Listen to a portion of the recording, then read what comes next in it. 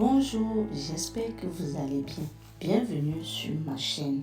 Si vous êtes nouvelle sur ma chaîne, n'hésitez pas de vous abonner, d'activer la cloche de notification et de liker et de laisser un commentaire si vous avez aimé. Comme menu du jour, coquille banane. Là, je vais vous expliquer comment laver son coquille. Moi, personnellement, j'ai trempé mon coquille à 22h. Oui, parce que je devais préparer mon coquille à 8h du matin. Donc, j'ai préféré tremper à 22h.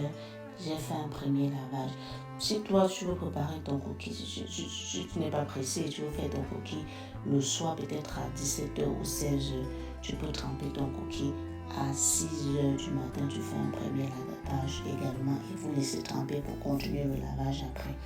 Donc, si tu veux préparer ton coquille à 15h ou à 16h, il est préférable de laver son coquille, de tremper ça le matin à 6h. Là, ça fait au moins, le coquille doit faire au moins 5 à 6 heures de temps dans l'eau. Et vous venez continuer le lavage.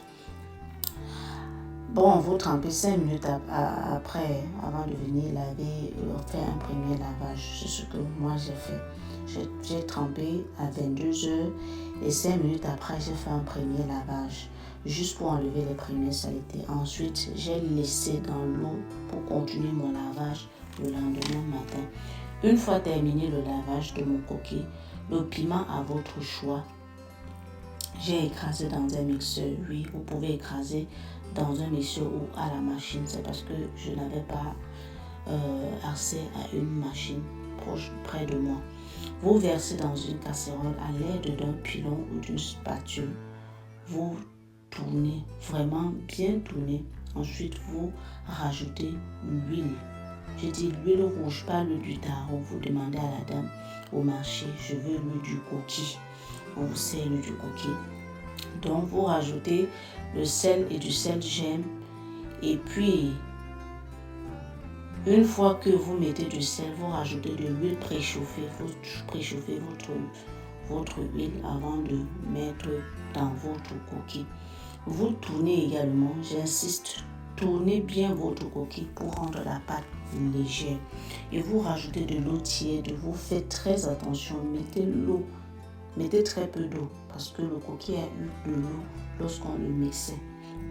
Pour tourner au fur et à mesure, vous regardez la texture. De votre coquille. Elle ne doit pas être ni lourd, ni très lourde, trop lourd. Donc, regardez la texture de mon coquille. Regardez la couleur de mon coquille. Mon coquille était bien rouge. J'ai utilisé 1 litre d'huile pour 5 boîtes de coquille. 4 à 5 boîtes de coquille, j'ai utilisé 1 litre d'huile rouge.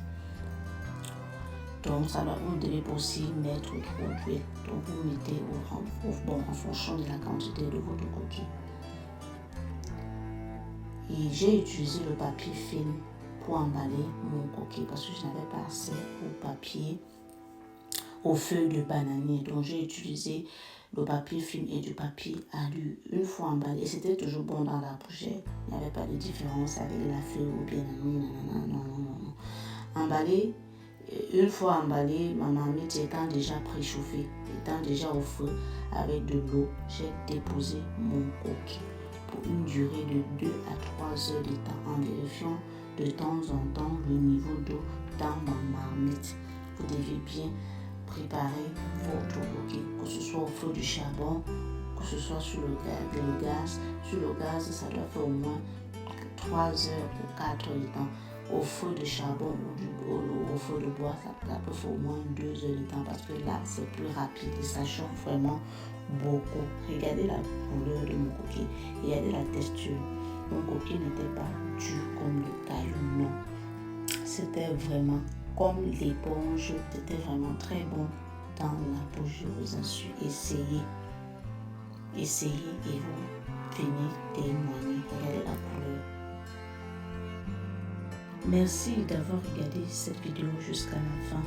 N'hésitez pas à laisser un commentaire si vous avez aimé. Bisous, bye.